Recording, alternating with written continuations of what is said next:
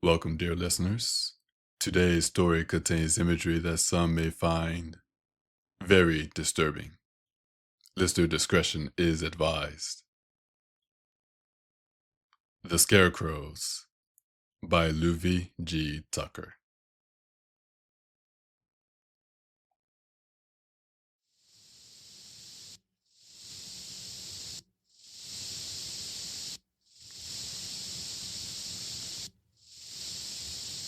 That was My Life, Your Rules by Sowing Sorrows. You're listening to The Brew on WSBL. Before we play the next tune, remember that the Scarecrows are out today. So stay inside if you can help it, and if you gotta leave, you gotta walk. I know I'll be holed up here in the station until they leave, but hey, we got the tunes and the vibes to keep us strong. Next up, The Clue. I gotta say, I'm really loving their music. Check out The Clue's latest album if you haven't yet. It was a stupid idea. The number one rule when the Scarecrows were in town was not to draw their attention. Jason went to a window and peeked out of the blinds. His eyes traveled across the front yard slowly. There was no movement except for a squirrel scurrying across the grass with an acorn in his mouth. The Scarecrows weren't right outside his home then. Jason let the blinds close and moseyed to the kitchen to grab a banana, the piece of toast waiting in the toaster, and a glass of water. Not an adequate breakfast. A store run was desperately needed if the Scarecrows were gone by the evening.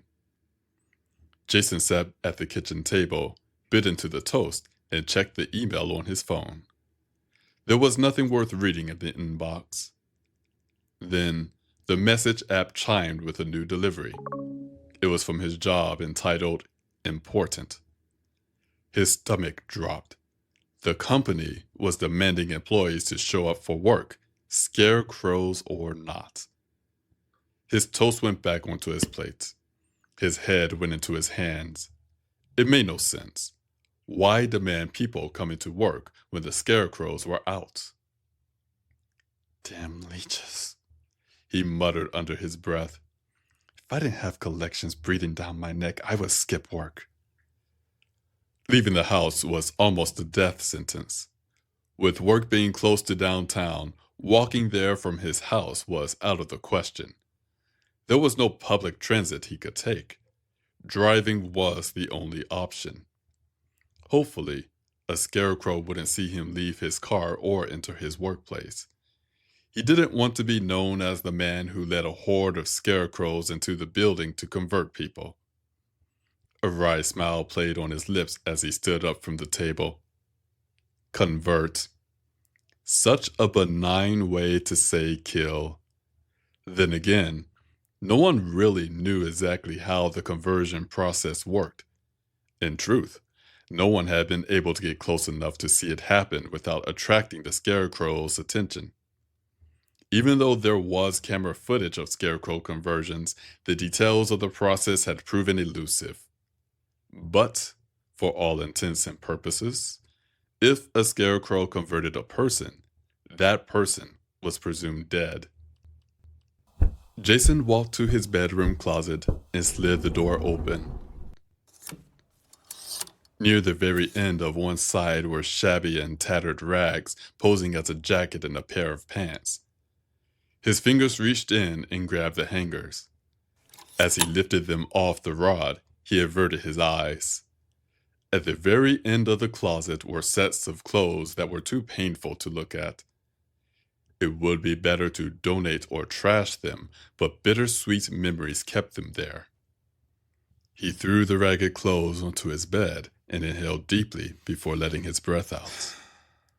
Returning to the closet, he plucked his work uniform from the center of the rod.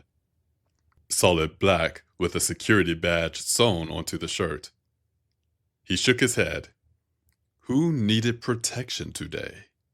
The workplace was probably going to be silent as a tomb. Then again, if the job demanded that he work today, how many other staff members were being forced to risk their lives for a measly paycheck? He donned the uniform. During the first weeks of this job, it had felt powerful to put on the black slacks and shirt and see that security badge pinned to his chest. The symbolism had been a confidence boost. Now it was a shackle that locked him into a dead-end job where few even acknowledged him. Nevertheless, Jason took time to make sure the uniform sat on his shoulders properly. Presentation was everything, after all. Satisfied, Jason left the bedroom. A few steps into the hallway, he smacked his forehead. Scarecrows. Scarecrows are out today. With a heavy sigh, he returned to the room. The tattered clothes had grime and soot baked into the fibers, even though they had been washed countless times. Not that this was a bad thing. It certainly aided in blending in with the Scarecrows. Still, Jason grimaced as he pulled them on over his uniform. Although they were light fabrics, his body already felt hot. Only one more thing was needed. He returned to the closet, groped around the shelf, and pulled down a burlap sack with 3 holes. 2 for the eyes and 1 for the nose. No need for a hole to speak through. Scarecrows didn't speak. Before leaving the house, Jason took one last furtive check out the window. No sign of Scarecrows. It was now or never. He opened the front door slowly. When the gap was wide enough, he stuck his head out. Still no Scarecrows in sight. He put the burlap mask on, exited the house, and locked the door. He walked to the car, keeping his pace steady. The car beeped and unlocked the driver's door. After he hopped inside, he immediately re-engaged the lock and took off the mask. It didn't matter if a Scarecrow saw him driving with or without the mask. If one saw him in the car, it would try to convert him.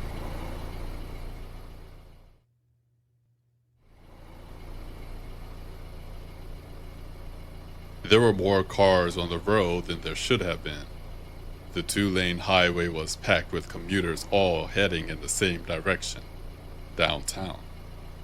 There must be other unfortunate saps who had the displeasure of working thankless jobs. Jason's car came to a stop behind a green truck. After a few moments, the truck inched forward a couple of feet. Jason pulled up to the truck and stopped again. A car or two honked as if it would magically move traffic. Jason shook his head and blew out a snort. If anything, the honking would attract the Scarecrows. The driver should know this. Everyone knew this. How these people survived until now was a mystery. Jason tapped on his steering wheel. The truck in front hadn't moved forward in a while.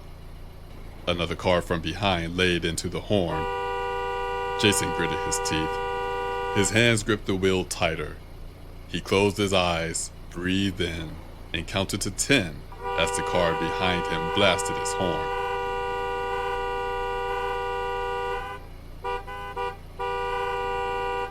When he opened his eyes, the truck in front was still in the same spot.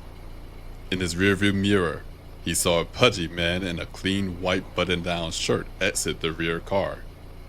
Red in the face, he stormed towards Jason. Are you serious? Jason forced the words out from between his teeth. The man tapped on Jason's window. There was no way he was rolling down his window for this irate idiot. Jason pointed to the truck that still had not moved. Looking back at the man, he shrugged. What else was there to do? The pudgy man tapped harder. He reached down, attempting to pull at Jason's door handle. Thankfully, the doors were locked. Jason pointed at the immobile truck more forcefully. He mouthed the word, "Look." The man began shouting obscenities. Hazard lights started blinking on the back of the green truck. Oh crap, that's not good. Jason smashed his own hazard lights button and turned off the car. The oblivious man banged harder on Jason's car. Jason pointed at the truck once again as the man continued to yank on the door handle. Unbuckling, Jason tried to see as far down the highway as possible, but the green truck obscured most of his view. It didn't matter in the long run if he could see what was happening. There was only one reason why traffic would come to a complete stop today. Jason looked out his window. The belligerent man had fallen over backwards. When he stood back up, Jason's door handle was in his hand. That was an expense that would have to be addressed later. Painfully. Grabbing his burlap mask, Jason clambered over the center console into the back seat of his car. It was a risk staying in the car, but going outside now was more dangerous. Hopefully, pretending to be a lump in the back seat would be enough for the Scarecrows to ignore him. The man had used the broken door handle to shatter the driver's side window. "Yeah, you won't ignore me now. Get out here." "Scarecrows! They're scarecrows!" Jason said, quickly putting on his mask.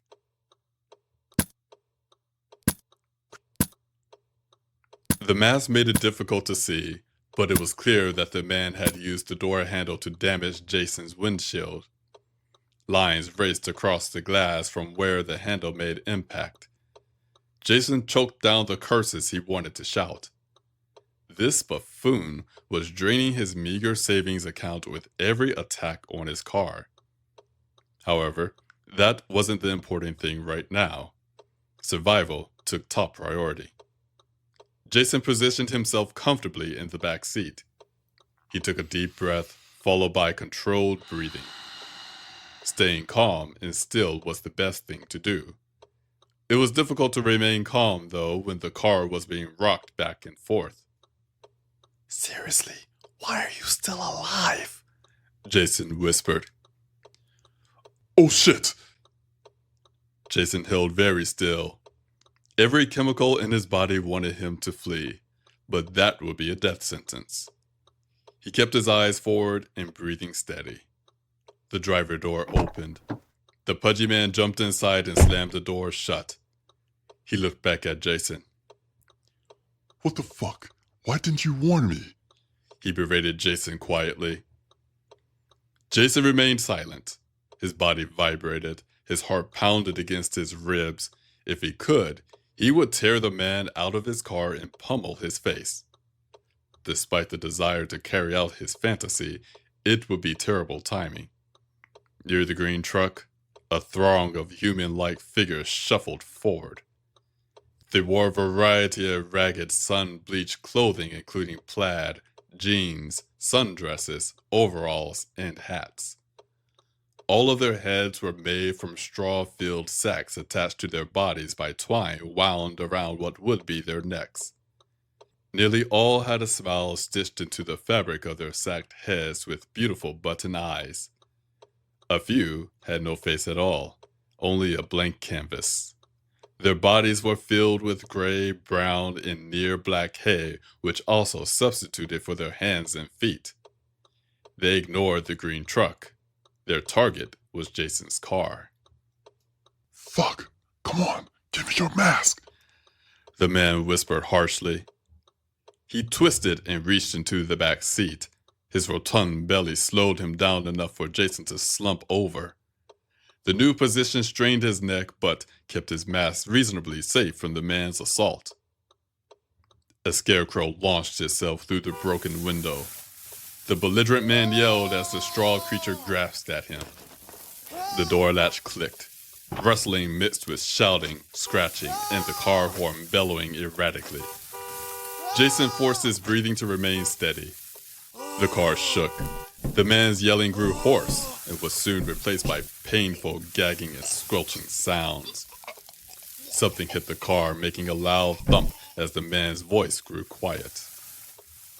In moments, all noise ceased. Jason remained in place. There was a new scarecrow outside the car. Jason's neck stiffened. This position was doing him no favors. Yet, the scarecrows were still here. Worse, Jason was still in the car. A scarecrow crawled inside through the open driver's side door. His empty button eyes fixed their attention on Jason. This was it. There was no escaping if it saw through Jason's ruse. Jason kept his eyes open as the scarecrow leaned into the back seat. Blinking would give away the game. The scarecrow drew closer. Straw brushed against Jason's rags. A mixture of rot and mildew entered his nose. He held still as his stomach convulsed. The scarecrow flinched. Sweat rolled down under Jason's uniform and tattered disguise. The scarecrow continued to run his molded straw limb over him. Behind the burlap mask, Jason's eyes grew dry. They began to burn. At this rate, the scarecrow would know that the lump in the back seat was human. Jason blinked. The scarecrow's limb shot back. Everything stopped. The scarecrow appeared to stare at Jason. Its scratchy limb drew closer to his eyes. Each and every needle-like point was visible, getting dangerously close to his eyeballs. It had to know the truth. Jason fought every muscle fiber to not move. The straw was now within an inch of his delicate eyes. Then it paused. The scarecrow lifted his head. Just outside the car, footsteps pounded on the asphalt. Someone was running.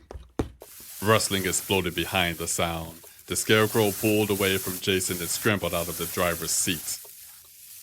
Jason's eyes were on fire. He blinked constantly, but remained in the same neck-breaking position. When screams filled the air, he readjusted himself to look out a passenger side window, saving his neck from further strain. The scarecrows had caught another person. Holding the person down, one jammed its limb into the person's mouth. Two others reached deep between the buttocks, yanking out innards and viscera. The screams didn't last long. The highway was speckled red as chunks of the caught man splattered across the pavement. The man deflated briefly before golden yellow straw puffed him back up from the inside out. In less than 5 agonizing minutes, it was done. The scarecrows had converted another to their fold. The new scarecrow stirred. Jason froze. The scarecrow that had been probing him earlier looked back at him. It sauntered over to the front passenger door. Jason focused his breathing again. His eyes wavered but remained focused on the scarecrow. A scraping sound. The scarecrow must be running its limb down the car door. Jason waited. More scraping. His eyes were burning again, twitching to stay open longer. Then the scraping stopped.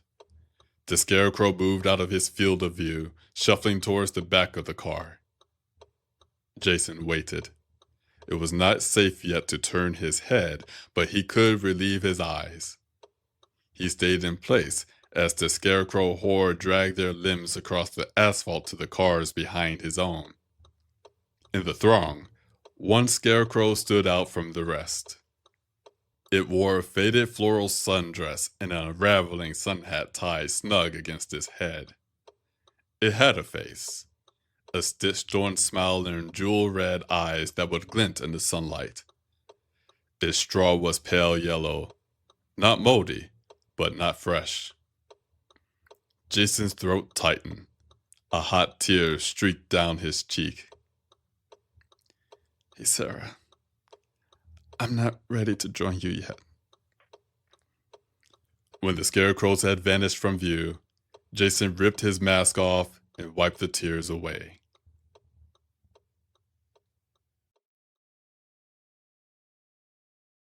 Thank you for listening. I hope you enjoyed the story. Tune in next month for another tale. Until then, take care of yourself and each other.